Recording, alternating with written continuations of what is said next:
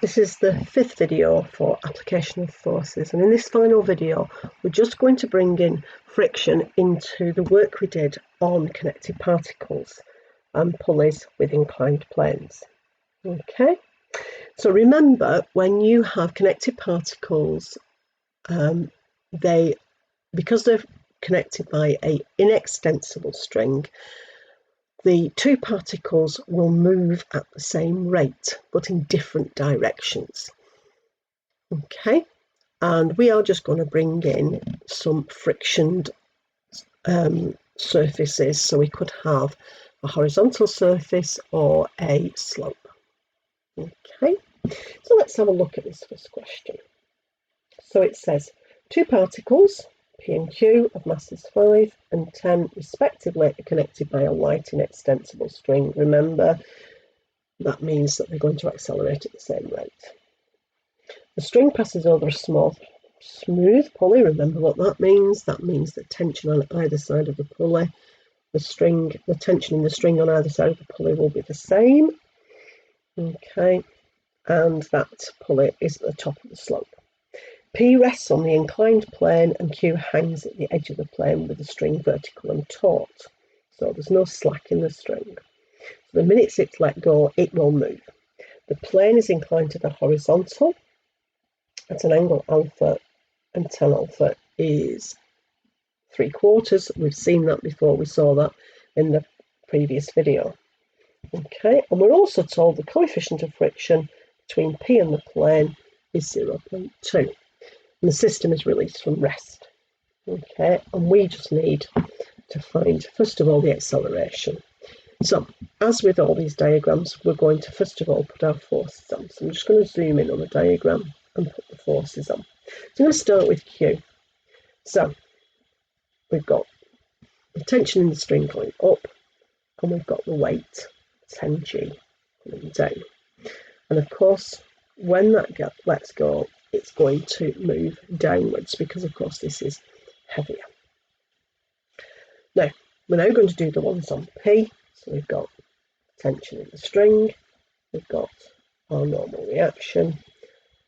Okay, it's moving up the slope, so we have friction coming down, and we have weight. And this one will be 5G.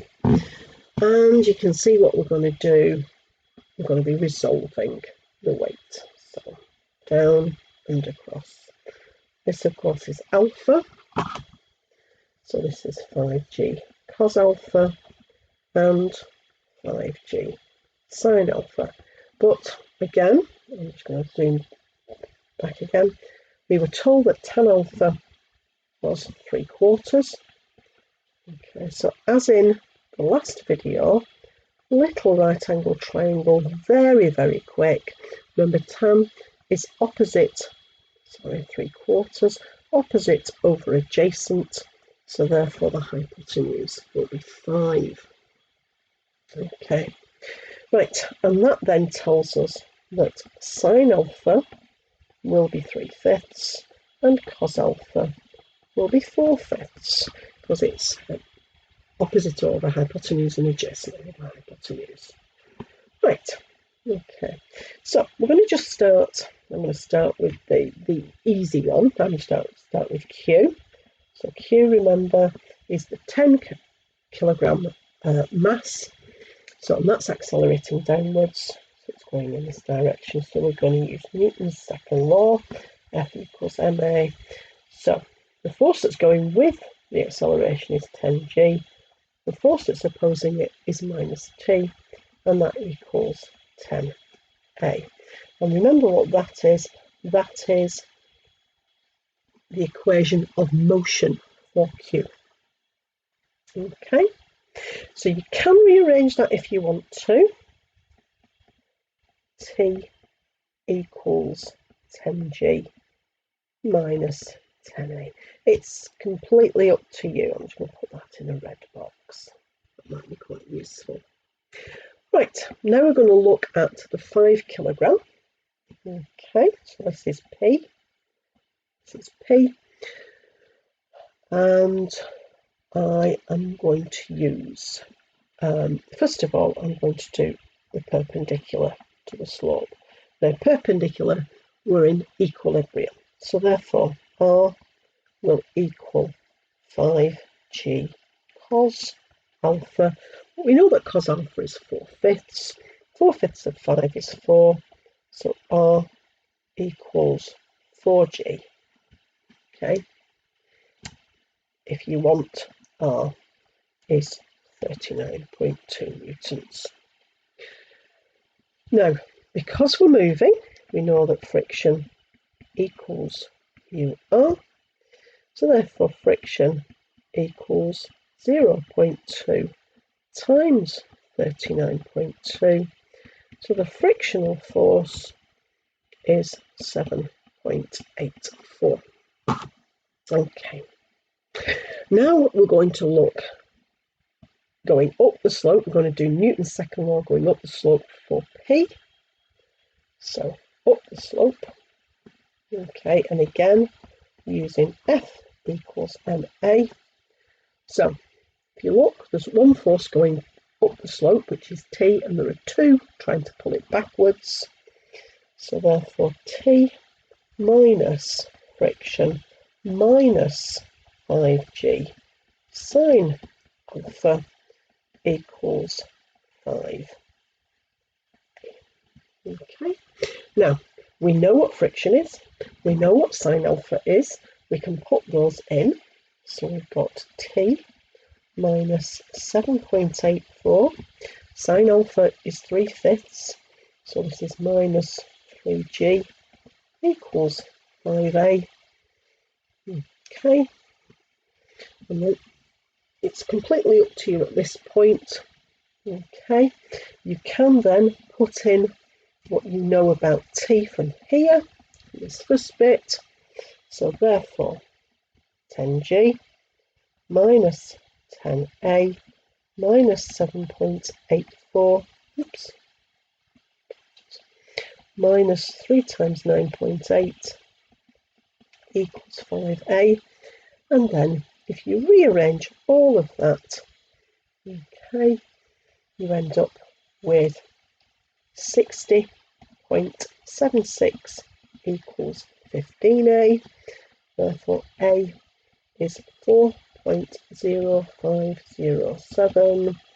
So A equals 4.1 meters per second. Okay, or you can have 4.05 to 3 significant figures. This is just 2 significant figures. Okay. Part B, of course, part B is find the tension in the string. Well, we know that A is 4.0507. If you look back up here, we know that tension equals 10g minus 10a. T equals 10g minus 10a. If you just put your value of A in at that point, okay, you get the tension in the string is 57.493 newtons, which you can write either as 57.5 or just 57, depending. Okay, I'm just going to have 57, and that's to 2 significant figures. Okay, so let's just have a look at one more question.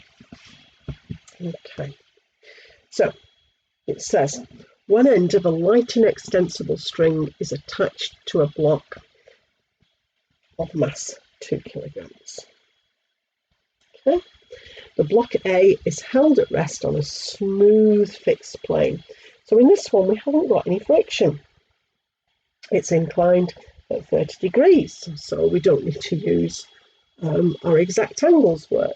The string lies along the line of greatest slope of the plane, passes over the smooth light pulley, which is fixed at the top of the plane. The other end of the string is attached to block B and of mass 5 kilograms. The system is released from rest. Okay, by modelling the blocks as particles and ignoring air resistance, we need to show that the acceleration of the block B is 4/7 of G. Okay, so the first thing I'm going to do is I'm going to put forces on these diagrams. So you can see this is getting very, very same. So we've got T and we've got 5G, and that's the 5 kilogram system. And then A, we've got tension, got normal reaction, and we've got weight, TG. Now, because it's a smooth slope, there's no friction, okay, and because B is heavier, the B is going to move down, and the 2 kilogram will move up the slope, which is quite important when we're doing our Newton's second law. Okay, now notice what it says about the answer. It says show that the acceleration is 4/7 of G. So we're going to leave G in it. We're not going to change G into 9.8. We're just going to leave it. Okay, so let's look at our system. So we're going to start with the 5 kilogram. Okay, and the 5 kilogram we're going to resolve down. So we're going to use F equals ma. So it's going to be 5G, which is the one that's going with direction of acceleration, minus T equals 5A. And you can see from that, therefore, T equals 5G minus 5A. And that is half a set of simultaneous equations. Now, before I do the 2 kilogram, I'm going to have to resolve. So I've got down and across again. This is 30. So 2G cos 30 and 2G sine 30. Okay, right. So we're just going to resolve up the slope, and this is for the 2 kilogram. So up the slope again, we're using F equals ma. Okay, so we've got T minus 2G sine 30 equals 2A. Okay, now remember sine 30 is a half, so this gives us T minus G equals 2A, so therefore T equals 2A plus G. Okay, so now you've got two equations that both equal T, so you're going to put those equal to each other. So therefore 5G minus 5A equals 2A plus G. Okay, add 2A to both sides, you get 7A. Okay, sorry, add 5A to both sides, take G, it gives you 4G, therefore A is 4/7 of G, which is what I wanted. It then says find the tension in the string, so you can take any of the two equations that say T equals.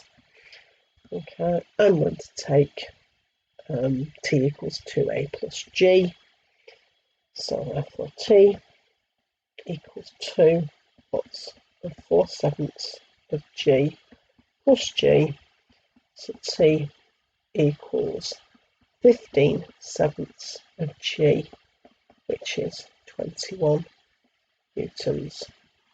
Okay. It then says state how you use the fact that the string is inextensible. Okay. So let's have a look what they were. They are blocks. So the blocks accelerate at the same rate. That's quite important. Now the last little bit says calculate the magnitude of the force exerted on the pulley by the string.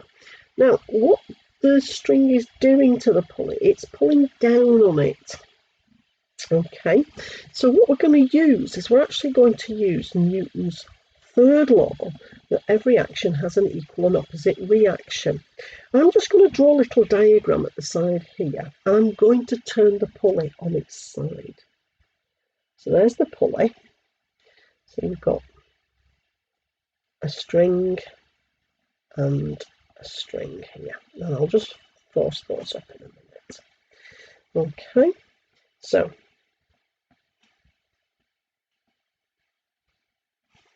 now those are the forces that I've put on there, okay, are the forces on the string at that point. Okay, now I don't want the forces on the string, I want the forces on the pulley by the string. But if I find R, and that is the normal reaction of the pulley on the string. In other words, it's how the pulley is pushing back on the string. Remember, the string is pulling down on the pulley is pushing back. So if I can find that, then that must also be the magnitude. But be very careful, it's actually acting in the opposite direction. I'll go back to the diagram in a minute to show you that. Okay, so the first thing I need to do is, and we usually turn it this way around. Notice if I put a line coming down, this is 30 degrees and this is 30 degrees. Okay, look back at the original diagram, you'll see why. Okay, so what I'm going to do now is I'm going to just resolve those two tension forces. So it's down and across. And of course this will be T cos 30. Oops, sorry, apologies for that. And this one down and across, and this one coming down will be T cos 30 as well. Put the 30 on. This of course is T sin 30, but that's not really any good to us because all we've proved there is T sin 30 equals T sin 30. Okay, so what you can now see from that diagram is that R must equal 2T cos 30. Okay, we know what T is. So T was 15 over 7G cos 30. So R equals 21 root 3, or R equals 36.373. And we're going to quote that to either 3 or 2 significant figures. So that's 36.4, or that's 3 significant figures, and R is 36 newtons to 2 significant figures. Okay, now sometimes it will say calculate the magnitude of the force and state what direction it is. Well, actually the direction that it's working in is, and I'll show you on the diagram now. I'll go back to the diagram. Okay, this is what I've just done. So we have this one coming up like that. So actually the actual force will be in that direction, if you can see here. I'll do it in purple. It's actually this way. And that is the magnitude or the direction that the string pulls down on the pulley. Of course, the pulley pushes back. So in that case, we've used Newton's third law, that every action has an equal and opposite reaction. And that is the final video for application of